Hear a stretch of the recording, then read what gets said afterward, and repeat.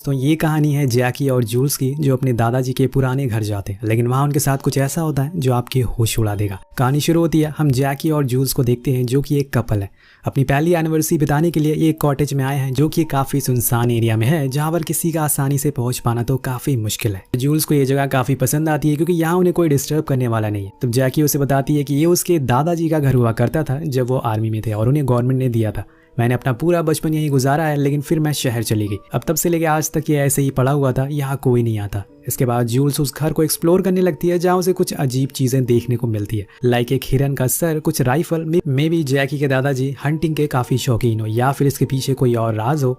अब वो जब बाहर आती है तो उसे जैकी कहीं दिखाई नहीं देती। वो उसे चारों तरफ ढूंढती है और तब जाकर हम देख पाते हैं कि वो तो लेक के साइड में एक बोट हाउस को देख रही है जो ऐसे ही खंडर पड़ा हुआ है क्योंकि इसे सालों से किसी ने यूज नहीं किया। अब जूल्स उसके अंदर चलने की जिद, लेकिन जैकी उसे बहुत ही वियर्ड वे में मना कर देती है। लेकिन क्यों? अब इसके बाद दोनों घर में वापस चले जाते हैं और अपने सामानों को फिक्स करने में लग जाते हैं। ऐसे ही करते करते रात हो जाती है। दोनों सो ही रहे थे कि तभी बाहर कोई कार आकर रुकती है। उसकी आवाज सुनकर जूल्स बहुत ही घबरा जाती है कि इतनी रात में अचानक से यहाँ कौन आ गया। तो जैकी उसे शांत करती है। तो ऐसा लग रहा था कि जैसे उसे पता है कि बाहर कोई खतरा नहीं है। अब वो बाहर जाती है तो कोई इंसान हुडी में खड़ा हुआ था जो जैकी को देखकर मेगन के नाम से पुकारता है। जब वो पास आती है तो असल में वो सारा थी, जैकी की बचपन की दोस्त। लेकिन यहाँ तभी पीछे से जूल्स आ जाती है और वो दोनों एक दूसरे को हाय हेलो करते हैं। लेकिन यहाँ सारा बार बार मेगन के नाम से उसे पुकार रही थी, जो उसे लगता है कि शायद उसे जैकी का नाम नहीं पता।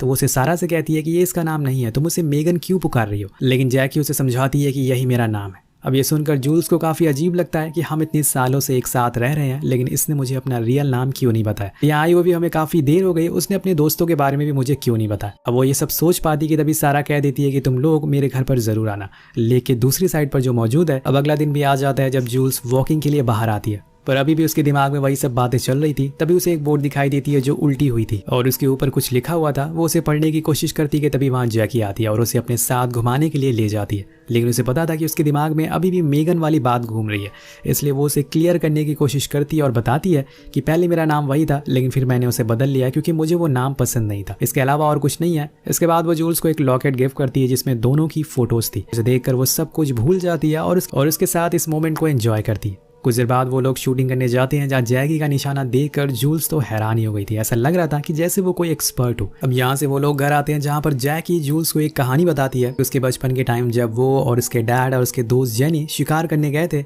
लेकिन तभी उन पर एक भालू ने हमला कर दिया और तब पहली बार उसने किसी पर गोली चलाई थी। लेकिन वो भालू पूरी तरह से मरा नहीं था। उसमें मेरे डैड ने मुझे चाकू दिया और कहा कि जाकर उसे मार दो, लेकिन मैंने ऐसा नहीं किया। वहीं 20 मिनट तक मैं खड़ी रही और जब तक वो भालू तड़प तड़प कर मर नहीं गया, मैं वहां से वापस नहीं गई। अब ये कहानी जूल्स को काफी अजीब लगती है। उसने उसे यह कहानी क्यों सुनाई ये भी उसे समझ नहीं आता।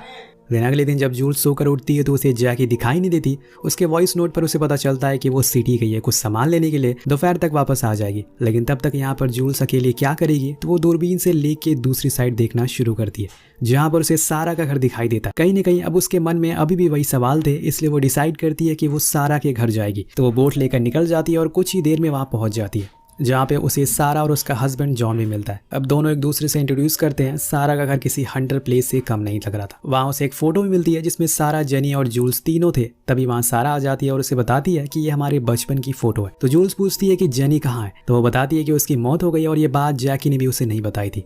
वो वापस घर आने लगती है, तभी बीच में ही उसे जैकी मिल जाती है और वो बिना समय गवाए उसे जेनी के बारे में सवाल करती है और पूछती है कि तुमने मुझसे ये सब क्यों छुपाया। तब वो उसे एक और कहानी सुनाती है कि एक दिन जब हम छोटे थे तो मुझ में और जेनी में रेस लग गई। मैं काफी आगे निकल गई, लेकिन जब मैंने पीछे मुड़कर देखा तो वहां जेनी नहीं थी क्योंकि वो पानी में डूब चुकी थी और 3 दिन बाद पुलिस को उसकी लाश मिली, जिसके बाद मुझसे पूछताछ की जाती है लेकिन उन्हें कुछ नहीं मिलता। पर मेरे मन में हमेशा यह गिल्ट रहता है कि जेनी की जान मेरी वजह से गई है, इसलिए मैंने ये बात आज तक किसी को नहीं बताई, तुम्हें भी नहीं, क्योंकि उसके बाद तुम भी मुझ पर शक करती। उसकी ये सब बातें सुनकर जूल्स को बहुत बुरा लगा क्योंकि उसने उस पर खामखा शक करा था, इसलिए वो उसे माफ कर देती है और फिर दोनों गले मिलती है। दिन जैकी उसे एक पहाड़ पर ले जाती है जहाँ से व्यू काफी अच्छा था, जिसे जूल्स भी काफी एंजॉय कर रही थी। उसने पिछली सारी बातें भुला दी थी, लेकिन तभी एक ऐसी चीज होती है जो ना तो जूल्स ने सोची थी और ना ही हमने। पीछे से आकर जैकी उसे धक्का देती है जिससे वो सीधा पहाड़ के नीचे जाकर गिरती है और बुरी तरीके से जख्मी हो जाती है। लेकिन यहाँ जैकी के चेहरे पे जरा भी पछतावा नहीं था। जब वो कॉटेज वापस आती है तो रोने की प्रैक्टिस करती है ताकि वो पुलिस के सामने रियल में रो सके,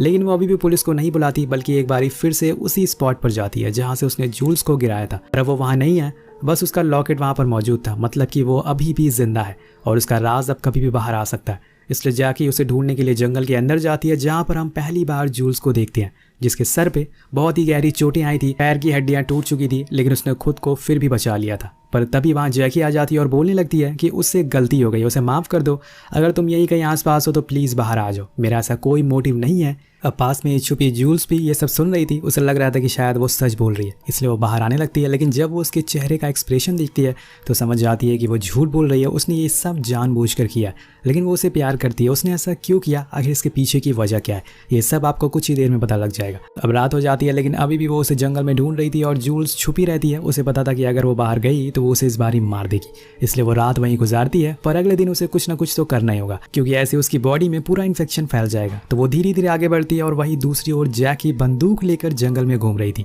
पूरी तैयारी के साथ। लेकिन तब तक जूल्स उस कॉटेज तक पहुंच गई थी और जहां वो सबसे पहले बाथरूम में जाती है और खुद के जख्मों को बैंडेज करती है और फिर टाके लगाती है। इधर जैकी को भी पता चल चुका था कि वो कॉटेज में मौजूद है, लेकिन उससे पहले जूल्स वहां से बोट लेकर भागने लगती है।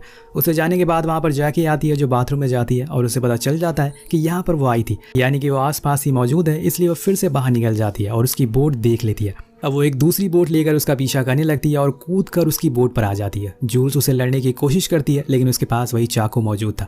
लेकिन तब तक वहां पर डैनियल ने उसे देख लिया था, पर वो इतनी दूर होता है कि उसे समझ नहीं आ रहा था कि असल में वहां पर हो क्या रहा है। उसे सब तो नॉर्मल ही लगता है, लेकिन वहां जैकी कहती है कि अगर तुमने कोई चालाकी दिखाई तो ये चाकू तुम्हारे पेट में होगा। तो वो चुपचाप हो जाती है और फिर दोनों घर आ जाते हैं, जहां पर वो उसे नहलाती है और उसके जख्मों को साफ करती है। तो वो बताती है कि आज रात में सारा और उसका हस्बैंड डिनर पर आ रहे हैं, इसलिए तुम्हें ऐसा दिखाना होगा कि जैसे सब कुछ नॉर्मल है और ये सारी चोटें तुम्हें एक्सीडेंट से लगी है। इसके बाद वो जाने लगती है तो जूल्स उसे पूछती है, क्या तुम मुझे सच में प्यार करती हो या ये सब एक दिखावा था? तो वो कहती है कि नहीं, मैं तुमसे प्यार नहीं करती। यहाँ उसे समझ आ जाता है कि ये सब झूठ था जो उसने उससे साथ किया, पर इसके पीछे की वजह आखिर मुझे मार कर उसे क्या मिल जाएगा। अब रात होने पर जूल्स जैकी को थोड़ा इमोशनल करने की कोशिश करती है और कहती है कि मुझे पता है कि तुम बीमार हो, तुम्हारी दिमागी हालत ठीक नहीं है, मेरे साथ सिटी चलो, मैं तुम्हारा अच्छे से इलाज कराऊंगी और फिर हम दोनों साथ में होंगे।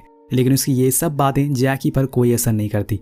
लेकिन यहाँ बातों बातों में जैकी बहुत से राज खोल देती है, जैसे कि उससे पहले उसकी कई सारी गर्लफ्रेंड थी जिसके साथ उसने शादी भी कर ली थी, लेकिन उसकी डूबने की वजह से मौत हो गई, या फिर जैकी ने उसे खुद ही मार दिया। ये सारी सच्चाई वो अपने मुंह से बता रही थी और ये भी कहती है कि उसने ही अपनी दोस्त जैनी को मारा था। मैं तुम्हें भी मार दूंगी, सेम उसी तरह से जैसे मैंने उन सभी को मारा था, अगर तुमने उसके सामने कुछ भी बोलने की कोशिश करी। तो जूल्स को कहीं ना कहीं ये लग रहा था कि वो उसे मार कर उसका सारा इंश्योरेंस का पैसा लेना चाहती है, क्योंकि वो हमेशा से उसी चीज के बारे में बातें करती है। वेल, देखते हैं आगे क्या होता है। कुछ देर बाद सारा आ जाती है, लेकिन जब वो जूल्स की चोटें देखती है तो हैरान रह जाती है। तो वो उसके पीछे की वजह पूछती है, लेकिन जूल्स ज्यादा उसे कुछ नहीं बताती क्योंकि जैकी ने उस पर नजर रखी हुई थी। अब सारे लोग डिनर करते हैं, जहाँ पर जैकी अपने रिलेशन के बारे में सभी को बताती है कि कैसे उसने जब पहली बार जूल्स को देखा था और तभी से वो उसे प्यार कर बैठी। लेकिन ये सब बातें झूठ होती है, जो कि बस जूल्स को ही पता थी। लेकिन उसे ऐसा बिहेव करना है कि जैसे किसी को उस पर शक ना हो। इसके बाद वो और डैनियल आपस में बातें करने लगते हैं और किसी का फायदा उठाकर जूल्स सारा को सब कुछ बता देती है। इसके बाद वो डैनियल को बताने लगती है, लेकिन डैनियल सुन नहीं पाता। लेकिन जैकी समझ जाती है कि उसे सच पता चल चुका है और जैसे ही वो पीछे मुड़ता है वो उसका गला काट देती है, जिसे देखकर सारा पागल हो जाती है। वो भागने की कोशिश करती है, लेकिन उसकी भी किस्मत बेकार थी, अगले ही पल उसकी भी मौत हो जाती है। अब जिससे कि वो उन दोनों का शरीर के टुकड़े करती है और फिर जूल्स के साथ लेक को उन टुकड़ों को फेंक देती है। अब हमें ये तो समझ आ गया था कि जैकी कोई नॉर्मल लड़की नहीं है, वो ये खून ऐसे कर रही थी जैसे उसका डेली का काम हो, और ये देखकर जूल्स अब और ज्यादा डर चुकी थी। ये सारी चीजें जूल्स ने कभी अपनी लाइफ में सोची नहीं थी कि उसका पार्टनर ऐसा कुछ करेगा। यही जानते हुए जैकी उसे ऑर्डर आती है और वो दोनों वहाँ पे पड़े खून को साफ करते हैं। तभी जूल्स कहती है कि तुम्हें उन्हें नहीं मारना चाहिए था, उनका क्या कसूर था। तो वो उसे बताती है कि उन्हें मैंने नहीं बल्कि तुमने मारा है, तुम्हारी चक्कर में उनकी मौत हो गई है। अब इसके बाद वो उसे सही तरीका बताती है खून को साफ करने का, ताकि फॉरेंसिक वाले जब यहाँ आए तो उसे पकड़ ना पाए। ये सुनकर जूल्स को यकीन हो जाता है कि उसने इससे पहले कई बार खून साफ किया और अब वो पूरी तरीके से एक पेशावर खूनी बन चुकी है। अब रात को वो जूल्स के हाथ पैर बांध कर खुद के पास सुला देती है, लेकिन बड़ी ही मुश्किलों से जैसे तैसे उसने खुद को आजाद कर लिया था और आजाद होते ही वो उसे चाकू से जैकी को मार डालती है। वेट, ये असल में एक सपना था जो हकीकत में वो अभी भी बंधी हुई है। अगले दिन जब वो सोकर उठती है तो देखती है कि वहाँ पे हॉल में एक भालू का सर टंगा हुआ है। ये वही था जिसे जैकी ने बचपन में मारा था और तब से लेकर आज तक वो यहीं पर टंगा हुआ है। और तभी उसकी नजर पीछे रखे हुए एक बॉक्स पर पड़ती, जिसके अंदर सेम वही हूबहू बहुत सारे लॉकेट रखे हुए थे जैसे कि जैकी ने उसे दिए थे। लेकिन जब उन लॉकेट्स को खोलती है तो उसके अंदर अलग अलग लड़कियों की फोटोज थी, जो कि शायद जैकी की पिछली सारी विक्टिम्स हो, जिसको उसने मारा होगा। अब कुछ देर बाद जैकी उसे लेके कहीं जा रही थी, शायद वो उसकी जान लेने वाली है। लेकिन आज आज उससे पहले जूल्स ने उसके गर्दन पर एक बेहोशी का इंजेक्शन लगा देती है और कार से उतरकर भागने लगती है। लेकिन उसके पीछे पीछे जैकी भी मौजूद थी। कुछ ही देर बाद वो दोनों वहीं पहुंच जाते हैं जहां पर जूल्स नीचे खाई पर गिरी थी। लेकिन इससे पहले कि वो कुछ कर पाती तभी जैकी इंजेक्शन की वजह से बेहोश हो जाती है और वहां से भाग जाती है। लेकिन बीच रास्ते में वो वापस आती है क्योंकि वो उसे मानना नहीं चाहती थी। कहीं ना कहीं वो उसे प्यार करती है। लेकिन तब तक जैकी वहां से भाग चुकी थी, इसलिए वो वहां से एक कॉटेज की ओर जाती है। लेकिन वहां भी जैकी मौजूद नहीं थी। वेट करती है और रात होते ही वो वापस आ जाती है उसी घर में। यहाँ उन दोनों का एक बार फिर से आमना सामना होता है। लेकिन यहाँ जूल्स को देखकर साफ पता चल रहा था कि वो उसे मानना नहीं चाहती, लेकिन अब उसकी ये मजबूरी है, इसलिए उसने भी बंदूक तान दी थी। लेकिन तभी जैकी वहां से भाग जाती है, ऊपर वाले फ्लोर पर आ जाती है जहाँ पर उसने अचानक से जूल्स पर हमला बोल दिया था। अब वो जख्मी हो चुकी थी और खुद को खड़ा नहीं कर पाती थी। जैकी उसे घसीटते हुए उसी हिल के पास ले जाती है और इस बारी वो पूरी जान से नीचे फेंक देती है ताकि अब कोई चांस ही ना बचे जिंदा रहने का। वो पूरी तरह से श्योर थी, इसलिए उसने इस बारी पुलिस को भी कॉल करके बुला लिया था क्योंकि उसे अब यकीन हो गया था कि जूल्स की मौत तो हो गई है। अब घर जाने पर वो सबसे पहले इंसुलिन का डोज लेती है क्योंकि वो डायबिटिक है और फिर पास में रखे हुए लैपटॉप को ओपन करती है। उसमें उसे एक वीडियो मिलती है जो असल में जूल्स ने रिकॉर्ड करी थी, जिसमें वो उसे बताती है कि उसने इंसुलिन वाले इंजेक्शन में नाइट्रोजन मिला दिया था और उसे अच्छे से पता था कि वो जैकी से कभी जीत नहीं पाएगी, इसलिए उसने एक कदम उठाया। अब ये चीज देखने के बाद जैकी के तो होश ही उड़ जाते हैं। वो घर के बाहर निकलकर भागना शुरू कर देती ताकि जल्दी से रोड तक पहुंच सके। लेकिन उससे पहले ही उसका सामना एक भालू से हो जाता है और यहाँ हम उसका फ्लैशबैक देख पाते हैं उसके बचपन का, कैसे उसने एक भालू को एक दर्दनाक मौत दी थी और ये उसका कर्मा है। तो वो वहां से भागना शुरू करती है, लेकिन आज उसकी मौत तय है। भागने का कोई फायदा नहीं है और वो वहीं गिर जाती है और कुछ देर बाद भालू उसे चीर कर मारने लगता है। धीरे धीरे जान उसकी निकलने लगती है और फिर अंत में मारी जाती है। वहीं दूसरी ओर हम जूल्स को भी देख पाते हैं, उसकी भी मौत हो चुकी थी, यानी कि इन दोनों का अंत हो गया है। तो सवाल ये उठता है कि आखिर जैकी ऐसा क्यों कर रही थी। विल थ्योरी की माने तो वो एक मेंटल पेशेंट है, इसलिए वो एक सीरियल किलर बन चुकी है। पहले वो लड़कियों को फंसाती है और फिर यहाँ ला कर उन्हें मार देती है। ऐसा करने में उसे मजा आने लगा है, लेकिन इस बार उसके